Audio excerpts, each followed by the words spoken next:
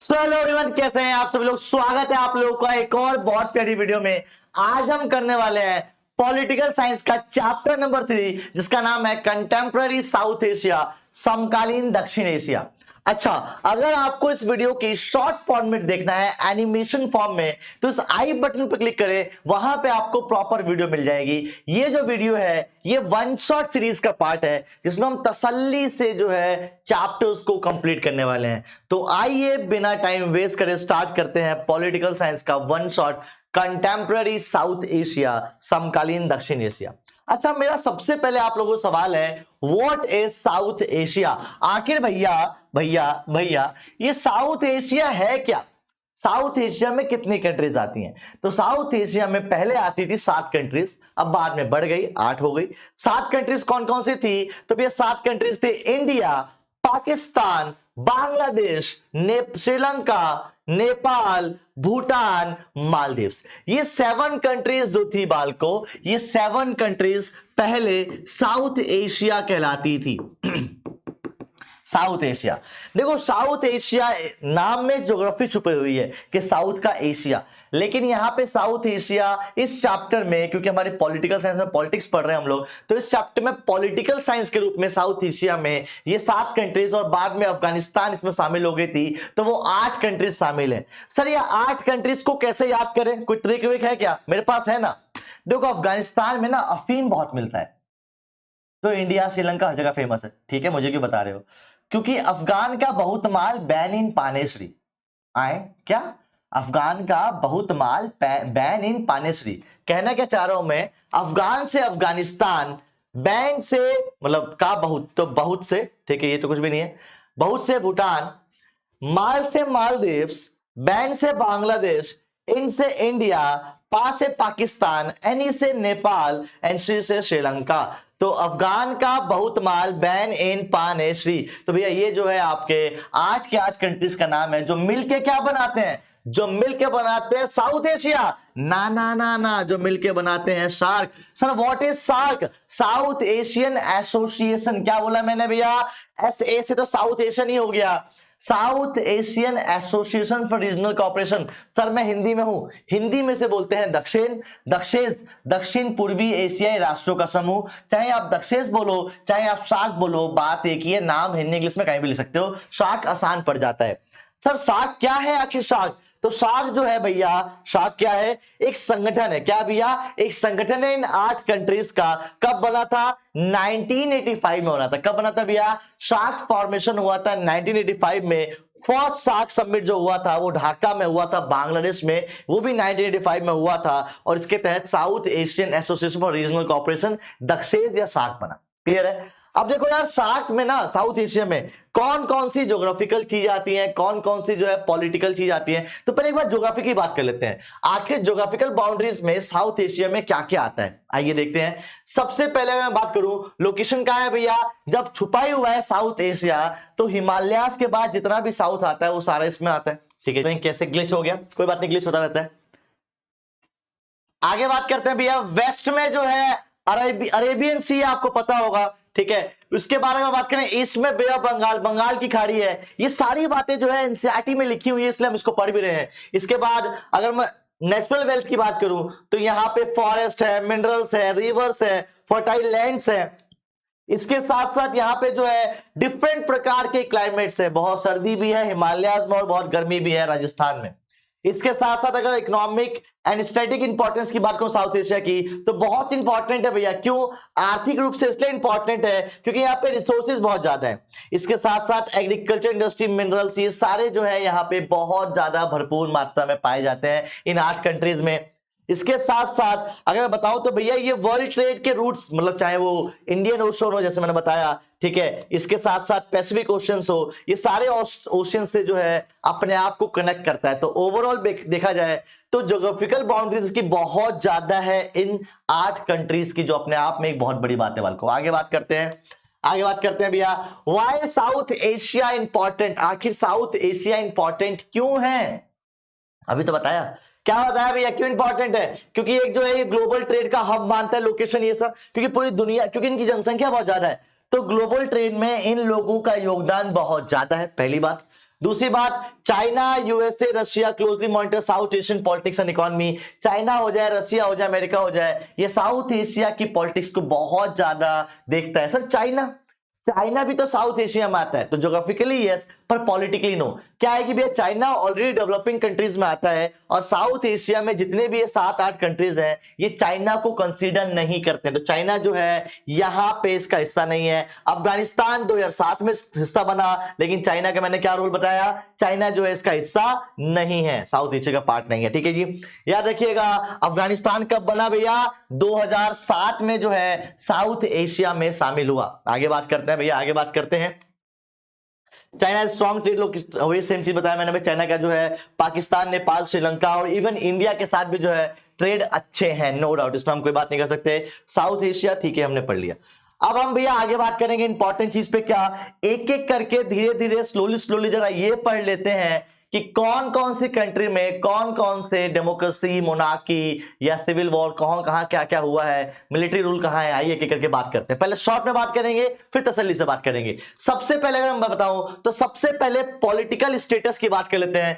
Political system south Asia में क्या है, मैं आपको बता दूं, एग्जाम में बहुत ज्यादा पूछा जाता है आखिर पॉलिटिकल स्टेटस क्या है साउथ एशिया में। सबसे पहले इंडिया और श्रीलंका। इंडिया और श्रीलंका शुरू से ही भैया यहाँ पे जो है भगवान की कृपा है और हमारे पॉलिटिशियंस का वो जोर रहा है कि शुरू से ही इंडिया और श्रीलंका दोनों ही डेमोक्रेटिक कंट्री रहे हैं। इवन इंडिया जो है लार्जेस्ट डेमोक्रेसी रही है इंडिया की, जो अपने आप में बहुत बड़ी बात है भैया, हल्की बात नहीं है। इसके साथ साथ श्रीलंका में भी जो है डेमोक्रेसी रही है, लेकिन हाँ वहां पे सिविल वॉर बहुत ज्यादा रहा है तमिल और सिंहला के बीच में। खैर वो हम तसल्ली से भी पढ़ने वाले हैं।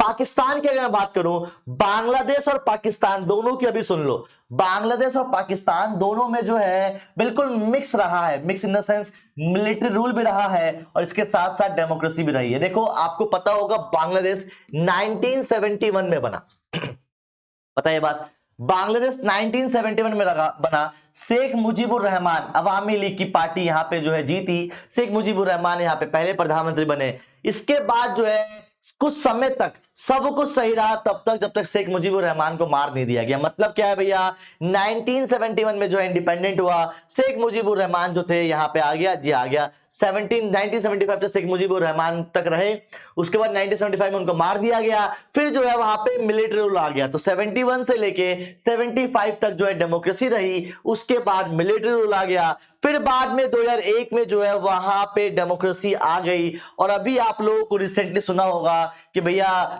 शेख मुजीबुर रहमान की जो बेटी रही है, क्या नाम है उनका, शेख हसीना, वो जो है उनको बांग्लादेश छोड़ के जाना पड़ा, पहले इंडिया आना पड़ा, फिर किसी और कंट्री में जाना पड़ा। तो ये जो दिखाता है कि अभी भी बांग्लादेश की जो हालात है वो सही नहीं है। ठीक है, तो हम बहुत लकी हैं भैया। मैं बात करूंगा पाकिस्तान की, तो पाकिस्तान की भी कहानी बांग्लादेश जैसी ही रही है। वहां पे स्टार्टिंग में डेमोक्रेसी आने की बात कही गई, लेकिन ऐसा हो नहीं पाया। क्या हुआ, उन्होंने स्ट्रगल किया है डेमोक्रेसी को लेके। अब स्ट्रगल मतलब डेमोक्रेसी को लेके जो स्ट्रगल किया है वो कैसे किया है, क्या किया है, तसल्ली से पढ़ेंगे। अभी हम इसको मोटा मोटा देख रहे हैं। क्या देख रहे हैं भैया कि वहां पे मिलिट्री रहा है, 2013 में जो है वहां पे गवर्नमेंट बनी है डेमोक्रेसी की। इवन आपको पता होगा शहबाज शरीफ जो थे 2024 में मिनिस्टर बने। ये तो ठीक अभी की बात है, लेकिन तसल्ली से वंस अगेन इस पीपीटी के बाद जो है हम तसल्ली से पढ़ने वाले हैं कौन कौन कब क्या क्या बना।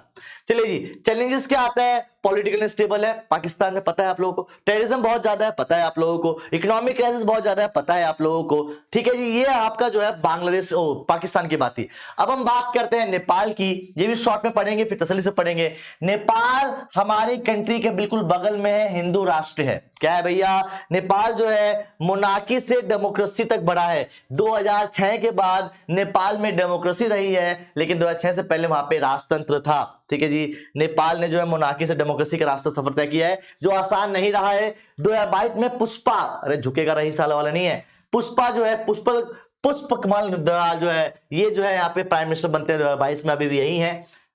उसके बाद पार्लियामेंट्री यहाँ पे आ जाती है मेजोरिटी में। त्रिविला एक जो है यहाँ पे mount Everest world highest peak यहीं पे ही है। ये सब चीजें पेपर में नहीं, नो डाउट पड़ी। भूटान की बात करें तो भूटान में भी जो है बहुत शांतिपूर्ण तरीके से जो है डेमोक्रेसी में चेंज हुआ है। भूटान ने जो है कॉन्स्टिट्यूशन मोनार्की को अचीव किया है। फर्स्ट डेमोक्रेसी जो है यहाँ पे इलेक्ट हुआ था 2008 में। इंडिया भूटान की रिलेशन की अगर मैं बात करूं, पेपर में नहीं आता है, सो डोंट वरी, जल्दी जल्दी पढ़ते हैं इसको, ठीक है। कॉपरेशन रहा है हाइड्रो पावर में, हेल्थ केयर में, एजुकेशन में, ठीक है जी। 2021 में जो है यहाँ पे कोविड-19 की वैक्सीन हमने ही उनको दी थी, ठीक है जी।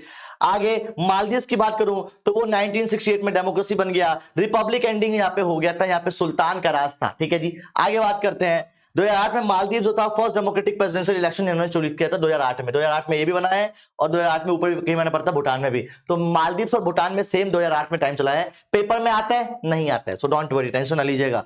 यहां भी जो है ठीक है, हो गया। आगे बढ़ते हैं, अफगानिस्तान लैंड ऑफ कॉन्फ्लिक्ट, ये भी पेपर में नहीं आता है, सो डोंट वरी, एक बार जल्दी से देख लेते हैं। 2007 में जो है ये ज्वाइन करता है यहाँ पे हमारे उसको, तालिबानियों का शासन रहा है, आपको पता है अभी भी तालिबानियों का शासन वहां पे मौजूद है, ठीक है जी।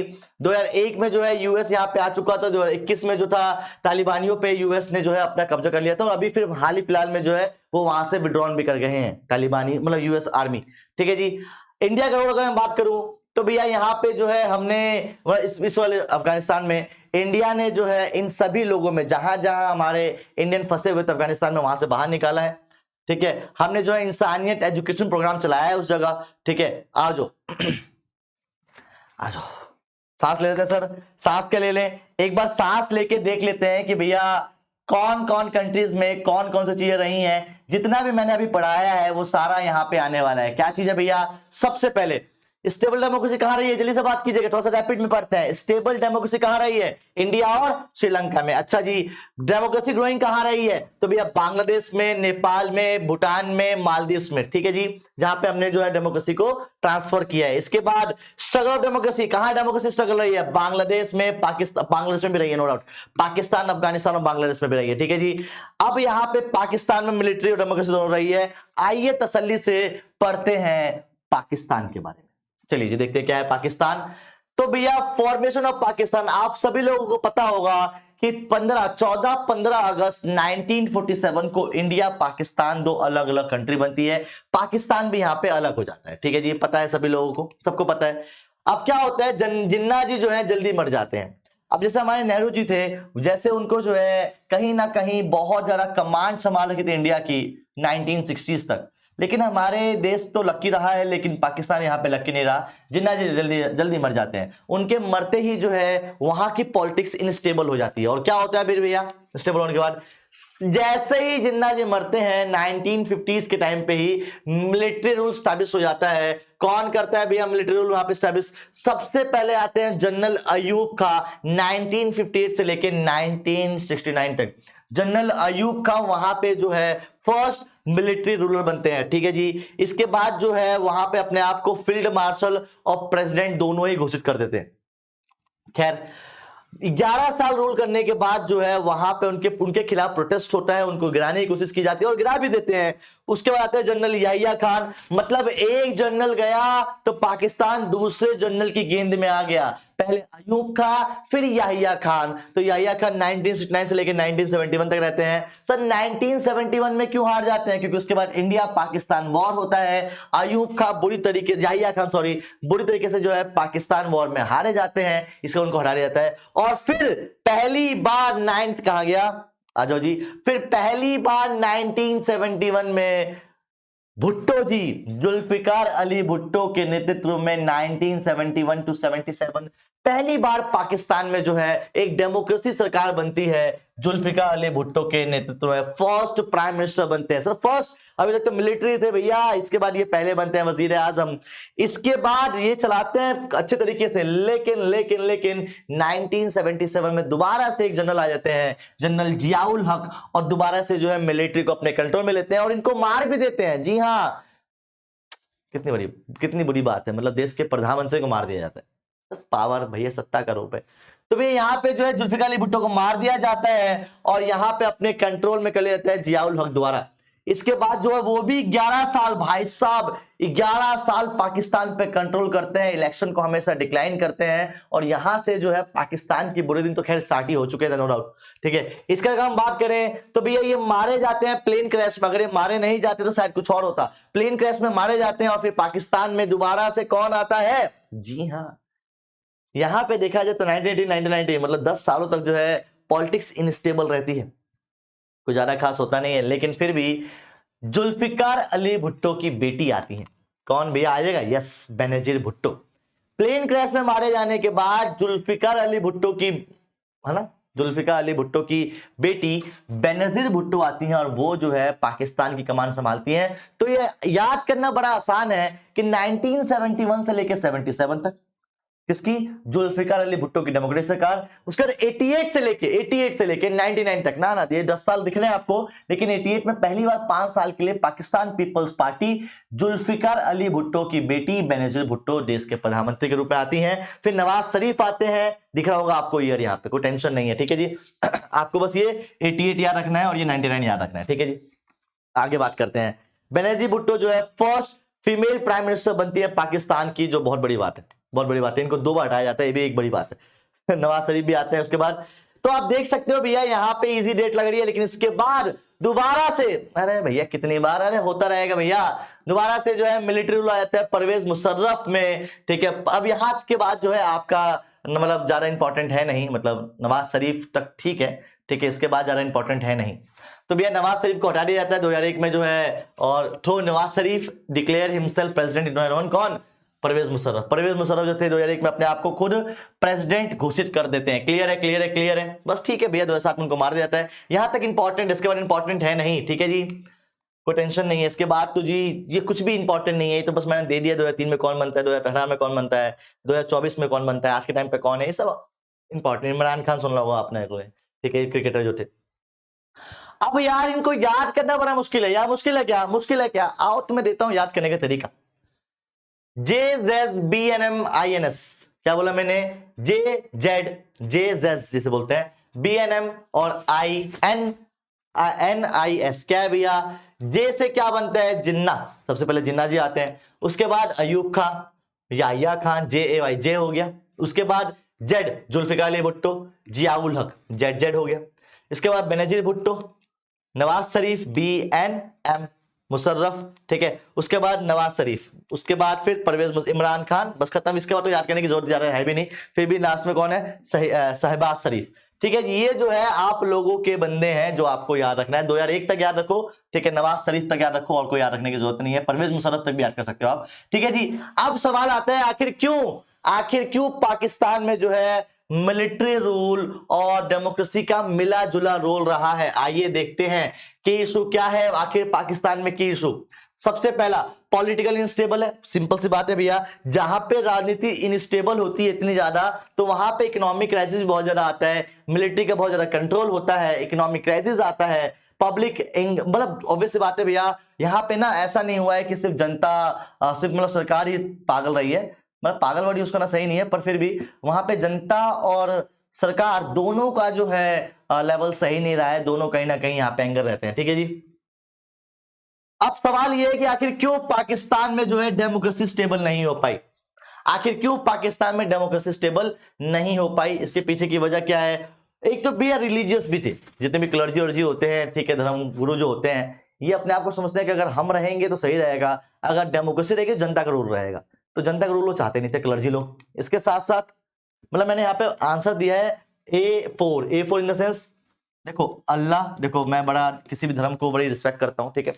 तो अल्लाह से याद रखना, क्लर्जी, आर्मी एंड अमेरिका। तो A3 और आतंकवाद। क्या बोला भैया मैंने? मैंने बोला A4 इन द सेंस अल्लाह, अल्लाह से क्लर्जी, ठीक है, आतंकवाद, उसके बाद तीसरे ए से अमेरिका, उसके बाद आर्मी। ये 4 ए जो है यहाँ पे भी मैनिमोनिक है। ये 4 ए जो है यहाँ पे बहुत मुश्किल कर देते हैं डेमोक्रेसी का आना, ठीक है जी। तो याद रखना ये पॉइंट। आगे बात करते हैं भैया किसकी? मिलिट्री पावर वहां पे बहुत ज्यादा था, लैक ऑफ इंटरनेशनल प्रेशर, जैसे अमेरिका मैंने बताया, इंटरनेशनल प्रेशर नहीं है, टेररिज्म बहुत ज्यादा वहां पे स्ट्रांग है, ठीक है। अब मेजर अटैक्स की हम बात करें तो भैया आपको पता होगा पेशावर में स्कूल पे अटैक हुआ था। ये सब चीज आपके काम की नहीं है, कोई टेंशन नहीं है, ठीक है। वीकर लीडरशिप से ये सब याद रखने का। हाउ जी आओ, अब हम बात करते हैं किसकी? अब हम बात करते हैं बांग्लादेश की। बहुत इंपॉर्टेंट टॉपिक है बांग्लादेश, आपके एग्जाम में आता है। आइए बिना टाइम वेस्ट करे स्टार्ट करते हैं बांग्लादेश। भैया बांग्लादेश की कहानी पाकिस्तान की तरह बुरी रही है। कैसे? 1971 में, जैसे मैंने आपको पहले बताया था, पाकिस्तान पहले 2 हिस्सों में था, एक पूर्वी पाकिस्तान, एक पश्चिमी पाकिस्तान। और 1971 में जो है बांग्लादेश बना पाकिस्तान से अलग होके, ठीक है, पहली बात तो याद रखिएगा। और शेख मुजीबुर रहमान अवामी लीग की पार्टी जो है बांग्लादेश में जीत जाती है। क्लियर है पॉइंट? तो क्लियर होगा। पाकिस्तान रूलर आ जाते हैं। देखो क्या होता है ना, आखिर पाकिस्तान में, सॉरी, आखिर बांग्लादेश में जो था इतनी प्रॉब्लम क्यों होती है? देखो नाम में छुपा हुआ है बांग्ला, बांग्ला इन सेंस बंगाली, बंगाली बोलने वाले लोग। तो क्या हुआ कि पाकिस्तानी लोगों ने जबरदस्ती उन पे उर्दू भाषा थोपनी चाहिए और वो अपनी कल्चर को प्रोटेस्ट करने के लिए ऑटोनॉमी की मांग करते हैं, लेकिन उसके खिलाफ पाकिस्तान जो है अटैक कर देता है बांग्लादेश पे। बहुत सिंपल सी कहानी है। अब जब अपने कल्चर को बचाने के लिए बांग्लादेश लड़ता है और पाकिस्तान मिलिट्री अटैक करता है, तो बांग्लादेश की जो आम जनता थी वो इंडिया में शरण लेने आ जाती है।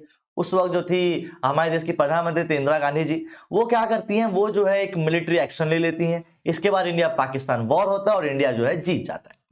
अब आइए देखते हैं भैया अवामी लीग की मैंने बताई थी। अवामी लीग कौन है भैया? अवामी लीग जो थे शेख मुजीबुर रहमान और इंदिरा गांधी ने चलाया था, एक लीडरशिप थी।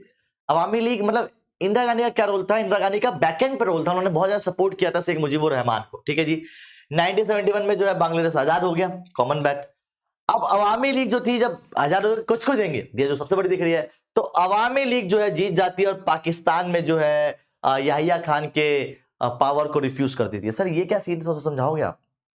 दरअसल होता क्या है कि अभी देखो यहाँ पे लिबरेशन की बात तो चल रही है कि आजाद कर दो, आजाद कर दो। तो यहाँ पे याहिया खान ने कहा काम करते, चुनाव करते हैं, तुम जीत जाओ और तुम बन जाना भैया यहाँ के प्रधानमंत्री।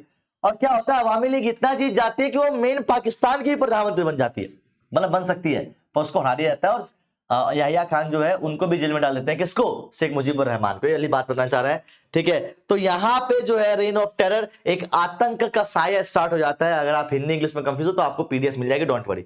याहिया खान जो है एक बहुत बड़े लेवल पे जो है इंसानियत को तार तार करने वाली चीज कर देते हैं यहाँ पे। फिर इंडिया का रोल आता है और इंडिया और पाकिस्तान में वॉर होता है। 16 दिसंबर 1971 को बांग्लादेश जो था एक इंडिपेंडेंट स्टेट बन जाता है। कहानी क्लियर है कि वहां पे ऑटोनॉमी की बात कही गई स्टार्टिंग में, फिर फ्रीडम की बात कही गई, इसके बीच में वॉर हो गया, वॉर हुआ, इंडिया घुस गया, इंडिया घुस गया, जीत गए और जीत गए, तो फिर बांग्लादेश एक इंडिपेंडेंट स्टेट बन गया 1971 में। कोई दिक्कत? आगे बात करते हैं भैया किसकी। अब भैया मैंने आपको बताया था शेख मुजीबुर रहमान अवामी लीग के जो थे पहले प्रधानमंत्री बनते हैं, वजीर आजम पहले बनते हैं ये। लेकिन यहाँ पे पॉलिटिकल स्टेबल रहता है, मिलिट्री रूल आ जाती है। सर कैसे? 1975 में शेख मुजीबुर रहमान को मार दिया जाता है उनके ही आर्मी द्वारा। इसके बाद आर्मी कंट्रोल ले लेती है जनरल जियाउल रहमान। कौन आता है भैया? जनरल जियाउल रहमान जो है बांग्लादेश पे कंट्रोल कर लेते हैं। तो जो कहानी पाकिस्तान में चल रही थी वही कहानी यहां भी स्टार्ट हो गई। इसके बाद जियाउल रहमान जो है बांग्लादेश के नेशनल पार्टी बीएनपी के लीडर बनते हैं। 1981 में जियाउल रहमान को भी मार दिया जाता है सत्ता का लालच बाबू भैया, सत्ता का लालच। इसके बाद जो है एचएम इरशाद आता है ना, अच्छा, एक्टिंग प्राइम मिनिस्टर बनते हैं अब्दुल सत्तर। उसके बाद आते हैं एम एच इरशाद, एचएम इरशाद है ना, हाँ 1990s में रिवोल्ट यहाँ दिखा रखा है, एचएम इरशाद रखा है, देख रखा है। इरशाद जो आते हैं यहाँ पे मार्शल लॉ आते हैं और उसके बाद अपने आप को मिलिट्री में पावरफुल प्रेसिडेंट घोषित कर देते हैं। एक बहुत बड़ा प्रोटेस्ट होता है, प्रोटेस्ट होता है इरशाद के खिलाफ। फिर जो है बेगम खलीदा आती है 1991 में, बेगम खलीदा।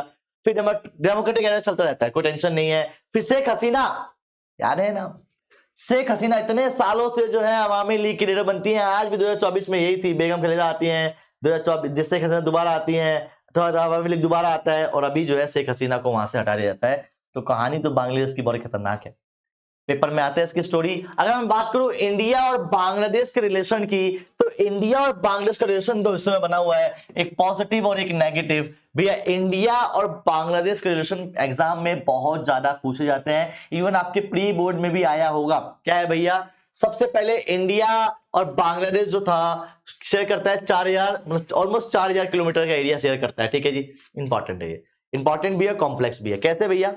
पहले हम बात करते हैं क्या क्या की इश्यूज है हमारे यहाँ। तो हमारे यहाँ रिवर डिस्प्यूट है भैया, गंगा ब्रह्मपुत्र नदी के बंटवारे को लेकर हमेशा हम डिस्प्यूट में रहते हैं, पहले पॉइंट, ठीक है जी।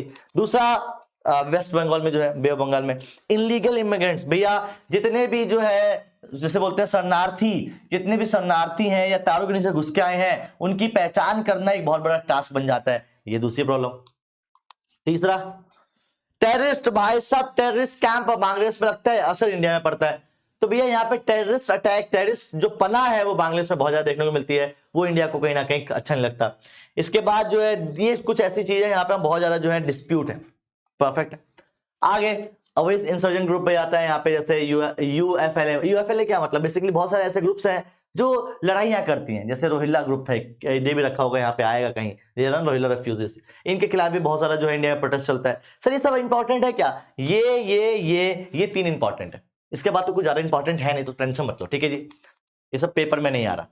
अच्छा, अब कहां कहां जो है हमारे बीच में समझौते हैं, कहां कहां जो है हम सही हैं, तो area and trade and connectivity, भैया हमारा जो ट्रेड है हम दोनों के बीच में अच्छा है, पहली पॉइंट, ठीक है जी। उसके बाद एनर्जी कोऑपरेशन हम सपोर्ट करते हैं एक दूसरे को। इसके बाद भाई काउंटर टेररिज्म, हम मतलब भले ही बांग्लादेश मुंह पे दिखाने के लिए करता हो, पर करता तो है, वो भी जो है टेररिज्म को काउंटर करता है। इसके साथ जो है culture and people to people type, भैया देखो बंगाली दोनों जगह है, बांग्लादेश में भी और वेस्ट बंगाल में भी, तो भैया जो पूजा होती है, जैसे हम बंगाली पूजा भी कहते हैं, वो बहुत बड़े लेवल पे जो है हम कल्चर को शेयर करते हैं। यहाँ पे ये भी रखा होगा दुर्गा पूजा जैसे हम कहते हैं, ये देखो जी पूरा दे रखा है। तो ये सारे पॉइंट जो है यहाँ पे आपको लिख के आना है। अब हम बात करने वाले हैं किसके, हम बात करने वाले हैं अपने ठीक ऊपर वाले कंट्री की, बहुत छोटा, चारों तरफ से जमीन से घिरा हुआ देश, जिसका नाम है नेपाल। नेपाल में पहले राजतंत्र था, क्या था भैया, मोनार्की था, लेकिन 2006 के बाद वहां पे जो है डेमोक्रेसी आ गया। कैसे आ गया, आइए देखते हैं उसकी कहानी को। तो पहले मोनार्की रहा था, मैंने आपको बताया प्रॉपर तरीके से राजाओं का शासन था वहां पे। अब क्या हुआ, कहानी आ जाओ भैया, कैसे आता है, Nepal become a constitutional monarchy. बाद में मतलब 1990s के टाइम पे जो है नेपाल में कॉन्स्टिट्यूशनल मोनार्की, संवैधानिक राजतंत्र स्थापित हो जाता है। Sir what is constitutional monarchy? Constitutional monarchy का मतलब होता है भैया जहां पे राजाओं के साथ साथ संविधान की भी चलेगी, कॉन्स्टिट्यूशन की भी चलेगी, पार्लियामेंट की भी चलेगी, ठीक है जी, पार्लियामेंट्री सिस्टम भी लागू कर दिया गया था। लेकिन 2001 में जो है बहुत ज्यादा टर्निंग पॉइंट आता है। क्या टर्निंग पॉइंट आता है, क्राउन प्रिंस दीपेंद्र को जो है उनका ही भाई वीरेंद्र मार देता है, और जब मार देता है पूरी फैमिली के साथ मार देता है, तो एक जो है बहुत बड़े लेवल पे जो है मैसिव प्रोटेस्ट होता है, किसके खिलाफ, राजा के खिलाफ, ठीक है। अब क्या होता है, उसी बीच में माओइस्ट आ जाते हैं। माओवादी कौन होते हैं सर, माओइस्ट, देखो आपने नाम सुना है माओ, चाइना में माओ, माओ जो है कम्युनिस्ट पार्टी के सपोर्ट करता है। अब चाइना के बिल्कुल नीचे कौन है, नेपाल, तो उनको लगता था नेपाली चाइनीज को कि भैया हम जो है नेपाली कंट्रीज पे, नेपाल की कंट्री पे अपना कंट्रोल जमा लेंगे। तो माओइस्ट प्रोटेस्ट बहुत बड़े लेवल पे हो गया चाइना के सपोर्टर्स का। लेकिन वहां पे भी जो है एक तरीके से नेपाल में जो है ट्रायंगुलर वॉर स्टार्ट हो गया। एक वॉर वो जो चाहते थे भैया नेपाल में डेमोक्रेसी आए, एक वो लोग जो चाहते थे भैया नेपाल में जो था कम्युनिस्ट चाइना की तरह आए, और एक वो जो नेपाल में राजाओं को ही रहना चाहते थे कि भैया नेपाल राजाओं के साथ ही रहे, मोनार्की ही रहे। तो इन तीनों के बीच में जो है ट्रायंगुलर वॉर, इसे गुरिल्ला वॉर भी कहते हैं, स्टार्ट हो गया, ठीक है जी। चाइना सपोर्ट किया था माओइस्ट, मैंने आपको बताया था।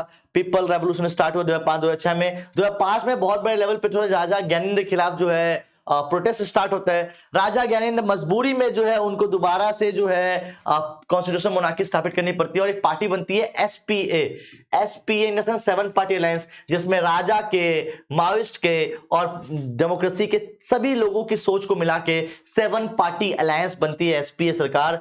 बहुत बड़े लेवल पे 2006 में जीतती है ये। इसके बाद यहाँ पे मोनार्की पूरी तरीके से एंड हो जाती है। थोड़ा सा इसको रब कर देता हूं, यहाँ पे मोनार्की जो है एंड हो जाती है, और यहाँ पे क्या आता है, यहाँ पे आती है डेमोक्रेसी, ठीक है।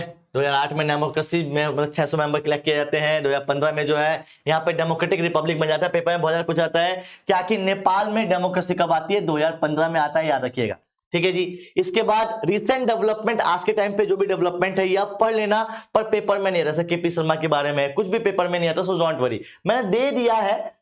India Nepal relation special bonds की बात कर लेते हैं। तो ये पेपर में हल्का फुल्का आया था कि कल्चर हम प्रमोट करते हैं, हमारे यहाँ वीजा नहीं है, आपको पता होगा नेपाल जाने के लिए कोई वीजा नहीं लगता, ठीक है जी। ये ओपन बॉर्डर से मैंने आपको बताया, ठीक है। और ट्रीटी या पीस एंड फ्रेंडशिप हमारे बीच में इंपॉर्टेंट है, और इंपॉर्टेंट नहीं भी है, बेसिक पॉइंट्स है, ठीक है जी। आगे बात करते हैं कहां कहां हमारे बीच में टेंशन है। अब जब ओपन बॉर्डर है तो उसका मिसयूज भी होता है।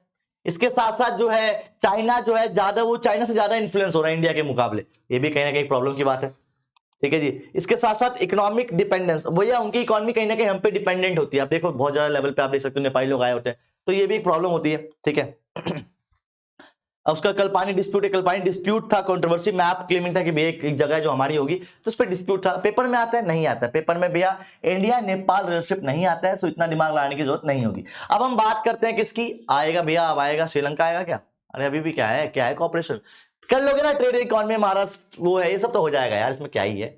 कर लोगे, मुझे लगता है ये टॉपिक कर लोगे कि इंडिया नेपाल में से कौन कौन से कॉपरेशन रहा है, ट्रेड करा है, हाइड्रो पावर रहा है, कल्चर करा है, सिक्योरिटी डिफेंस करा है और डिजास्टर मैनेजमेंट में हमने बहुत ज्यादा रोल प्ले किया है। ये बहुत बेसिक पॉइंट्स है, पेपर में आते हैं तो लिख देना, कोई टेंशन नहीं है, क्योंकि यही सेम चीज जो है आप बांग्लादेश के साथ भी लिख सकते हो, यही सेम चीज जो है आप पाकिस्तान के साथ कॉपरेशन में लिख सकते हो, कोई टेंशन नहीं है, सबके साथ सेम चलता है, बस हाइड्रो वाला मत लिख के आ जाना।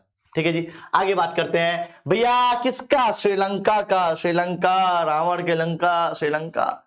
श्रीलंका में दो जाति के लोग रहते हैं, एक सिंहली और एक तमिल, जिसे हम सिंहाला कहते हैं इंग्लिश में। सिंहली और तमिल, सिंहलियों का जो रोल प्ले था, अगर मैं यहाँ पे मैप बनाऊं तो ऑलमोस्ट इस टाइप का कुछ दिखता है आपका, तमिल साउथ एशिया, क्या कह रहा हूं मैं, श्रीलंका, जिसमें ये जो एरिया है ये तमिलों का था और इतना सारा एरिया जो था सिंहाला का था। तो यहाँ पे जो है बहुत बड़े लेवल पे सिंहाला गवर्नमेंट या सिंहाली लोगों ने जो है तमिलों के खिलाफ कहीं ना कहीं डिस्क्रिमिनेशन स्टार्ट कर दिया। देखते हैं क्या कहानी है भैया। श्रीलंका जो था नो डाउट इंडिपेंडेंट हुआ, डेमोक्रेसी स्टार्ट हो गई। कब इंडिपेंडेंट हुआ? जब हम आजाद हुए 1947, उसके अगले ही साल 1948 में आजाद हुआ वो। ठीक है, क्या रखना। पहली बात, उन्होंने जो है अपने आप को प्रॉपर मेंटेन किया, डेमोक्रेटिक कंट्री रखी, बहुत अच्छी बात है, ठीक है, लेकिन एथनिक में हार गया, ethnic in the sense civil war हो गया वहां पे। कैसे? श्रीलंका में जो है फ्रीडम, एक पार्टी बनी श्रीलंका फ्रीडम पार्टी, SLFP, और यहीं से प्रॉब्लम स्टार्ट हुई थी। क्या कि यहाँ पे सोलोमोन जो थे, एक बंदा था, इन्होंने सिंहलियों के लिए सारी चीजें स्टार्ट की और डिस्क्रिमिनेशन स्टार्ट कर दिया। किसका? तमिलों के खिलाफ। तो तमिलों के खिलाफ एक भेदभाव स्टार्ट कर दिया, एक बहुत बड़े लेवल पे प्रोटेस्ट का रीजन बना। इसके बाद क्या होता है, लाइसेंस स्टार्ट कर दिया कि भैया जितने भी आपको चीजें होंगी वो लाइसेंस चाहिए होगा, और रिन्यूएबल में प्रॉब्लम दे रहे हैं। तो कुल मिला के मैं शॉर्ट फॉर्म में बताऊं तो तमिलों की जिंदगी को जो है खराब करना स्टार्ट कर दिया इन लोगों ने। ठीक है, ये जो दे रखा है यहाँ पे, क्लियर है, लैंड रिफॉर्म सब ठीक है, मतलब यहाँ पे बस बेसिक लिख सकते हो कि तमिलों को जो है हर चीज में जो है प्रोटेस्ट स्टार्ट करना पड़ा, उनको ना सरकारी नौकरी मिल रही है, ना बच्चों के स्कूल में एडमिशन हो रहा है। फिर क्या होता है, फिर एक सिविल वॉर का जो है चक्र स्टार्ट हो जाता है। यहाँ पे बनता है लिट्टे, लिट्टे की full form liberalization tigers of Tamil Eelam. क्या बोला मैंने भैया, दे रखा है क्या लिट्टे की फुल फॉर्म? नहीं दे रखी, मैं बताता हूँ, liberalization tigers of Tamil Eelam, Eelam in sense new country, नया देश। तो liberation tigers of Tamil Eelam, ये जो है स्टार्ट हो जाता है यहाँ पे लिट्टे, और ये संगठन जो था बहुत बड़े लेवल पे प्रोटेस्ट करता है। स्टार्टिंग में साइलेंट होता है, लेकिन बाद में जो है ये धीरे धीरे टेररिज्म का रूप लेता चला जाता है। ठीक है जी, तो यहाँ पे तमिलों और इनके बीच में बहुत बड़े लेवल पे जो है लड़ाई स्टार्ट होती है। और 1972 में तमिल इल्लम, इसका नाम का लास्ट वर्ड, तमिल इल्लम नाम की एक अलग कंट्री बनाने की बात की जाती है, जो किसी भी हालत में भैया किसी भी कंट्री को जायज तो नहीं लगेगा। ठीक है जी, इसके बाद 1976 में जो है लिट्टे, मैंने बताया फॉर्म होती है, याद रखना, लिट्टे कब बनती है? 1976 में, इंपॉर्टेंट है ये। ठीक है, 93 में जो है अटैक हो जाता है। इसके बाद जो है आपको पता होगा 1987 में राजीव गांधी की सरकार में जो है 1987 में Rajiv Gandhi peace keeping force, क्या बोला मैंने, peace keeping force, PKF, peace keeping force भेजते हैं श्रीलंका में कि जाओ भैया लिट्टे को भी बचाओ और यहाँ पे जो है सिंहलियों को भी बचाओ। तो लिट्टे को लगा कि piece keeping force, Indian army जो है हमारे लिए आ रही है, लेकिन ऐसा होता नहीं, वो मीडिएटर का काम करती है। लेकिन 1989, 2 साल बाद ही लिट्टे की मतलब सो कॉल्ड 2 साल बाद ही पीस कीपिंग फोर्स को वापस आना पड़ता है। वो जो है श्रीलंका में प्रॉपर तरीके से साइलेंस मेंटेन या पीस मेंटेन नहीं कर पाती है। ठीक है, ये सारी बातें यहां लिखी होगी। हाँ, कुछ नहीं होता भैया, कुछ नहीं होता, विड्रॉ करना पड़ता है 1990s के टाइम पे। ठीक है जी, अब यहां पे अगर हम बात करें तो एफर्ट्स एंड पीस, अब यहाँ पे क्या क्या पीस एंड एफर्ट्स है, ये सारा आपके कोर्स में नहीं है। ऐसा क्यों दे रखा है? फिर थोड़ा सा जो है एक्स्ट्रा नॉलेज दे रखी थी मैंने कि पढ़ने का मन किया तो पढ़ लेना, पर ये सब आपके कोर्स में नहीं है। आपके कोर्स में सिर्फ यहाँ तक है, पीस कीपिंग फोर्स जो है वापस आ जाती है। अगर आपने एनसीईआरटी पढ़ी तो यहाँ पे तक की बात कर रखी है। अच्छा, अब आपके कमेंट की बारी, आगे देखता हूँ इस वीडियो में कहाँ तक कोई पहुंचा है। मैं आपके कमेंट को लाइक करूंगा अगर आपने बताया मुझे ये चीज, क्या कि इंडिया के साथ साथ उन 2 स्टेट्स या उन 2 कंट्रीज का नाम बताओ जिन्होंने श्रीलंका में पीस कीपिंग फोर्स में हेल्प की। इन द सेंस उन्होंने श्रीलंका में जो है शांति स्थापित करने के लिए, पीस स्टैब्लिश करने के लिए बहुत बड़े लेवल पे योगदान दिया। उन 2 कंट्रीज का नाम आपको बताने हैं। आगे बात करते हैं भैया। एंड ऑफ सिविल वॉर 2008 2007 में जो है लिट्टे, मतलब ऑब्वियस बात है, लंकन एयरफोर्स जो है लिट्टे पे अटैक करती है। प्रभाकर नाम के एक बंदा जो लिट्टे का मेन बंदा था उसको मार दिया जाता है, और उसके मारने के बाद जो है लिट्टे खत्म हो जाता है, और लिट्टे खत्म होते ही यहाँ पे सिविल वॉर भी खत्म हो जाता है। क्लियर है? देखो श्रीलंका जो है श्रीलंका डेवलप तो कर रहा है, लेकिन फिर भी जो है यहाँ पे बहुत बड़े लेवल पे श्रीलंकन और तमिल लोगों के बीच में जो है अपनी मांग की बात चलती रहती है। इतना इंपॉर्टेंट है नहीं है, we can skip this. Sri Lanka की इस चीज को हम स्किप कर सकते हैं, कोई टेंशन है नहीं। ठीक है, अब आते हैं भैया नेक्स्ट टॉपिक पे, सबसे इंपॉर्टेंट टॉपिक, और चैप्टर यहाँ पे धीरे धीरे खत्म होने के कगार पे आ चुका है भैया। क्या है टॉपिक? टॉपिक क्या है भैया, जरा बदली से। टॉपिक के नाम है SAARC, South Asian association for regional cooperation. बहुत ज्यादा पेपर में पूछा जाता है। कब बनता है भैया? यहाँ पे मैं आपको बताया 1987 में बनता है। अब ये क्या काम करता है? ट्रेड एंड फाइनेंस में हेल्प करेगा। और क्या करता है? एनर्जी एनवायरमेंट में हेल्प करेगा। और क्या करता है? कल्चर एंड एजुकेशन को हेल्प करेगा। और क्या करता है? हेल्थ और साइंस में हेल्प करेगा। और क्या करता है? वीमेन एंड यूथ को प्रमोट करेगा। और क्या करेगा? एग्रीकल्चर पॉवर्टी को खत्म करेगा। और क्या करेगा? अब कैसे याद करना है भैया इसको? आ जाओ आ जाओ आ जाओ। दैट इज TECH, टेकवा वा वा। टेकवा से जो है आप याद कर सकते हो सार्क के ऑब्जेक्टिव्स। टेकवा, टेकवा से आप याद कर सकते हो क्या? किसके ऑब्जेक्टिव? सार्क के ऑब्जेक्टिव इजीली हो जाएंगे। आगे इंडिया जो है कैसे सपोर्ट करता है सार्क में? इंडिया का बहुत अच्छा रोल प्ले होता है सार्क में, याद रखना। ठीक है जी। हमने नॉलेज नेटवर्क में हमने बहुत हेल्प किया है। हमने साउथ एशिया में सैटेलाइट भेजने की बहुत काम किया है। साउथ एशिया में बहुत सारी यूनिवर्सिटीज खोलने की काम किया है। ठीक है। आखिर सार्क क्या क्या चैलेंज फेस करता है? ये भी एग्जाम में कई बार पूछा जाता है भैया, क्या क्या चैलेंज फेस करता है। अब इंडिया पाकिस्तान में पॉलिटिकल टेंशन होती है, इसकी वजह से सार्क को इफेक्ट होता है। साफ्ता इसी वजह से फेल हुआ था। क्या है साफ्ता? आगे आएगा। ठीक है जी, आगे आ रहे, आ गया SAFTA. South Asian free trade area basically 2004 में बनाया गया, 2006 में अप्लाई किया गया। ये था कि 20% जो है trade free in sales tax free कर देंगे हम सार्क के कंट्रीज पर। ये कर नहीं पाए क्योंकि कॉन्फ्लिक्ट बहुत ज्यादा होता है। ठीक है जी। इसके साथ साथ जो है 2004 में साइन किया गया था, 2006 में स्टार्ट किया गया था, पर फेल हो गया, बुरी तरीके से फेल हो गया साफ्ता। बस दैट्स इट है क्या? नहीं नहीं, बिम्स्टिक भी आता है सर। बिम्स्टिक क्या पेपर में आता है क्या? नहीं आता, पर फिर भी एक्शन नॉलेज सुन लो क्या होता है भैया। What is BIMSTEC? In the sense full form क्या है भैया? Bay of Bengal initiative of multi sector technical and economic cooperation. ये जो है एक बहुत अच्छा मतलब वो था, कॉपरेशन था जो इंडिया बांग्लादेश के बीच में स्टार्ट हुआ। बिम्स्टेक के द्वारा जो है साउथ एशिया की कंट्रीज को और फायदा होता, पर ये भी चल रहा है, स्लो स्लो चल रहा है। ठीक है। मेंबर्स ऑफ बिम्स्टेक में देख लो कौन कौन से मेंबर है साउथ एशिया के। इंडिया, नेपाल, भूटान, बांग्लादेश, श्रीलंका, ये सारे जो है बिम्स्टेक के मेंबर है। ठीक है। साउथ एशिया में म्यांमार और थाईलैंड भी है। खैर बिम्स्टिक इस सब पेपर में नहीं आते तो आगे बढ़ सकते हैं हम लोग। ठीक है। और क्या है भैया? India follow mutual respect, peaceful adversary rule करता है इंडिया। इंडिया क्या क्या करता है? क्राइसिस में सपोर्ट करता है इंडिया। और क्या क्या करता है? इतना इंपॉर्टेंट है नहीं ऐसे अभी तो क्यों दे रखा है? ताकि बेसिक बेसिक पॉइंट्स मैंने डिटेल में दे रखी है। ठीक है। इसके अलावा आपको पता है 1985 में सार्क बना, साफ्टन 2006 में बना, स्टार्ट हुआ पर फेल हो गया। बिम्स्टिक 1997 में बना। ये दो इंपॉर्टेंट है, ये इंपॉर्टेंट नहीं है सर। ये कहां इंपॉर्टेंट है? इंपॉर्टेंट है सीयूटी में। अभी आगे इंपॉर्टेंट कभी आएगा। बस दैट्स इट गाइस, यही था आपका contemporary south Asia. I hope आपको मजा आया होगा। मिलते हैं आप लोगों से नेक्स्ट वीडियो में। नेक्स्ट वीडियो में क्या आने वाला है भैया? यहां तक पहुंच चुके हो, इस आई बटन पे क्लिक करो। क्या है भैया? ये आई बटन में आपको मिलने वाला है इंडिया का मैप। जी हाँ, मैप वर्क मैंने करा रखा है बहुत अच्छे तरीके से। सारे स्टेट्स याद हो जाएंगे आपको। इस वीडियो को जो देखिएगा तब तक के लिए जय हिंद, जय Bharat, bye bye bye bye bye bye guys, bye.